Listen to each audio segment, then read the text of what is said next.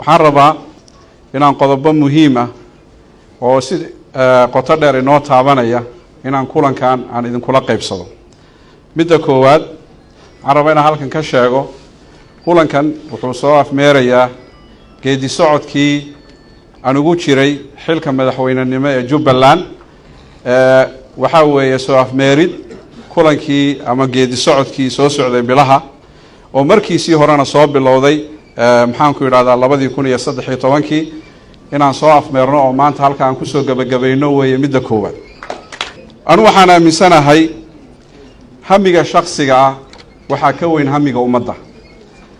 markaan 2013 aan ka haray waxba iguma dhici waa ka wali waan soo taagana.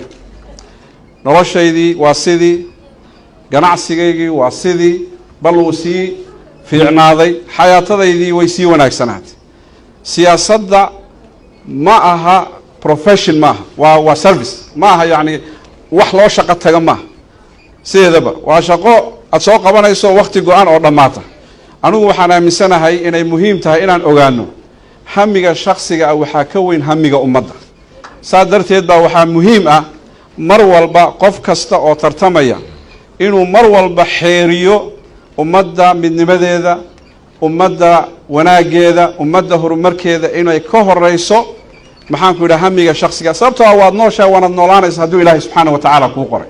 laakiin inuu qofku wax walba ka hormariyo dantiisa shakhsiga ah waxa weeye Ilaahayna waa ku ciqaabaya marka dambe. marka anoo taa ka duulaya ayaan arrinkan hadda u sameynaya. walaalayaal maanta Jubbaland waxay maraysaa xaalad adag. 3 nin oo waliba isku reera oo hal magaalo wada jooga ayaa nin walba wuxuu leeyahay ana madaxweyne. khatarta ay leedahay dhinac kasta marka dhinac magac xumada laga reebo khatarta ay leedahay waynu fahansanahay. waxay halis u tahay arrintaasi inuu isku dhac yimaado, waxay halis u tahay arrintaasi inuu dhiig daato, waxay arrintaasi khatar ku tahay inuu barakac yimaado, waxay arrintaasi halis ku tahay inuu burbur yimaado, inuu qax yimaado.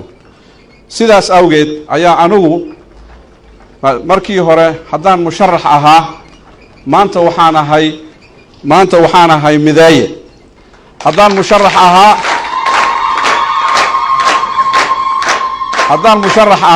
hadda ka hor maanta waxaan ahay muslix, mid sulxiga ka shaqeeyo inaan noqdo ayaan ka doorbitay intaan ama dagaalami lahaa ama aan isku caanashubi lahaa inaan ka shaqeeyo sulxiga. waxaan halkan ka jeedinaya anigoo ah gudoomiyaha midowga murashaxiinta isbedel doonka Jubbaland, waxaan halkan ka jeedinayaa baaq nabadeed. waxaan fidinayaa gogol nabadeed ayaan fidinayaa. waxaan dadka ugu baaqayaa in la wada hadlo, in miiska la isugu yimaado, in la isqanciyo, in la isu tanaasulo ayaan ugu baaqayaa. waxaan ugu baaqayaa sulxi inaan qaadano, qolo walba sulxi inaan qaadanaan ugu baaqayaa.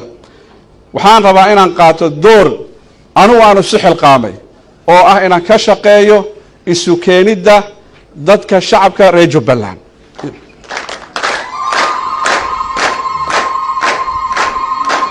walaalayaal waad maqlayseen ahmiyadda ay leedahay midnimada iyo sulxigu. waxaan rabaa arrintaa inay si fiican u fahmaan inta halkan fadhidiya inta maqan.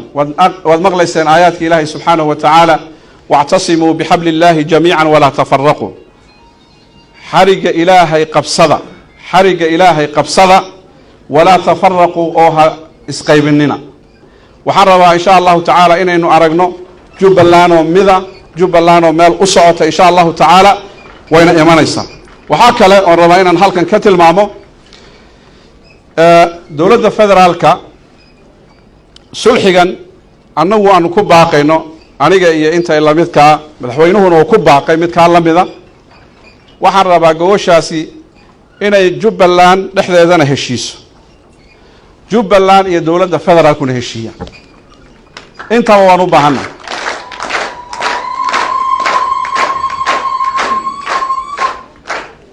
taana waa mas-uuliyad ina saaran. ummadda Soomaaliyeed ilaa ay dhexdeeda marka hore heshiiso gacmaha dibadda ah waxba inoo keeni maayaan gacmaha dibadda ah waxba inoo keeni maayaan isbeddelku iyo heshiisku waa inuu inaga soo go'aa in allaha laa yugayiru ma biqowmin xataa yugayiru ma bianfusihim ilaahay ummad ma bedelo ilaa iyagu ay isbedelaan innagaa la rabaa inay naga timaado iraadadii iyo rabitaankii maxaanku idhaahdaa midnimada iyo walaaltinimada iyo isu tanaasulka waxaan ugu baaqayaa marka walaalahay isbedel doonka inay soo dhoweeyaan gogoshaas aniga oo ka mida aan fidiyey inay aqbalaan soo dhoweeyaan miiskana la wada fadhiisto wax kasta oo tabasho ahna halkaa looga wada hadlo waxaan la xallin karinna ma jiro adduunka waxaan rabaa walaalayaal inaan ku daro isna qodobka ah waxa weeye dadka halkan jooga oo in badan oo ka mid aan aqaano odayaashii dhaqanka isimadii iyo madaxdii oo dhan marka ugu horeysa waxaan rabaa inaan idinka mahadceliyo dadaalkii aad samayseen hawshii aad qabateen doorashadii dhacday kulli inaan idinka hambalyeeyo oon idinku baarikayno oo idinku ducayno ayaan doonaya iyadana insha allahu tacaala oon hawsha ku darsado laakiin doorkiinii ma dhammaanin